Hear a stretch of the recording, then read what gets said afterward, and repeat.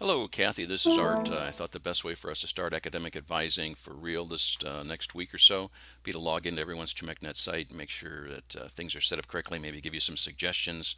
I can see here when I click on your profile, if you want to put down a general overview here on how students can get a hold of you, either by email or by phone, what would you prefer?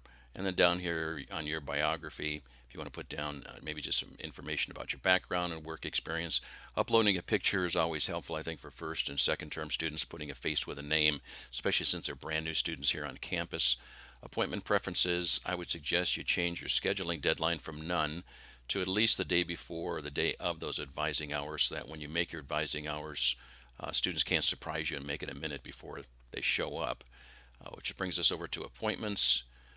If you remember from probably it was a long time ago, last September, but to make office advising hours, if you want to put them in weekly, for example, every Wednesday, let's say it's 9 to 10 o'clock, and type is going to be in an office.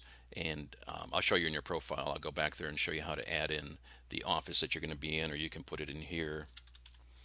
It'll be carried down. Let's see. The important thing is to check required advising, this blue appointment type here. After you meet with a student and you put in an end time for that meeting, it'll automatically give them registration permission for next term. Any instructions you want to give the student here, a start and an end date. Make sure you don't just set this up forever on Wednesdays. You can say end of term and then select a term and choose winter. I'm not going to submit these because you'll put these in for yourself. Let me know if you have any questions on these. And if we take a look at your students, you have two ways of looking at them. You can either look at all your students, and that's page after page after page. You've got 10 pages there. These are all the students that you have contact with this term. As an academic advisor, this is your list of people that you'll be meeting with this term. Clicking on an individual student, you'll see information about that student, including placement scores, courses that they're taking this term, and you can check this against what the advisors told them to take or requested they take.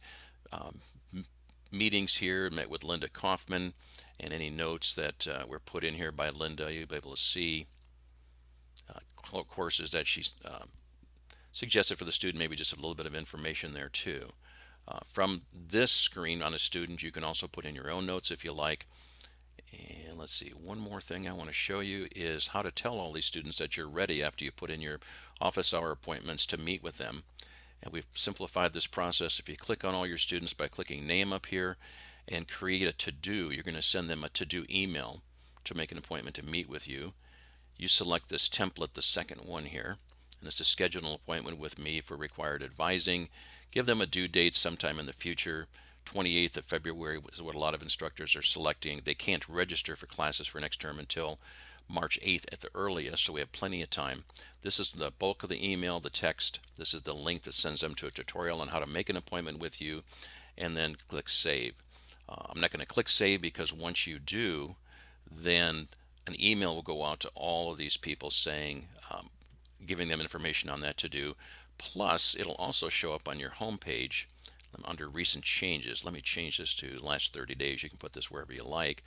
What you'll have then is a list of those people who received a to-do email from you, and there'll be 7 of them listed here. Once a student makes an appointment with you, they'll also be listed here. So if you look and a student has an appointment, go up to their to-do and you'll be able to click on it and resolve it so that it's no longer a to-do for them. Pretty easy process, but at a glance here, you'll be able to see who's made appointments with you and who has not made appointments with you. Any questions, go ahead and give me a call. Probably email, actually, this week is going to be easier. But we'll talk to you soon. Thanks.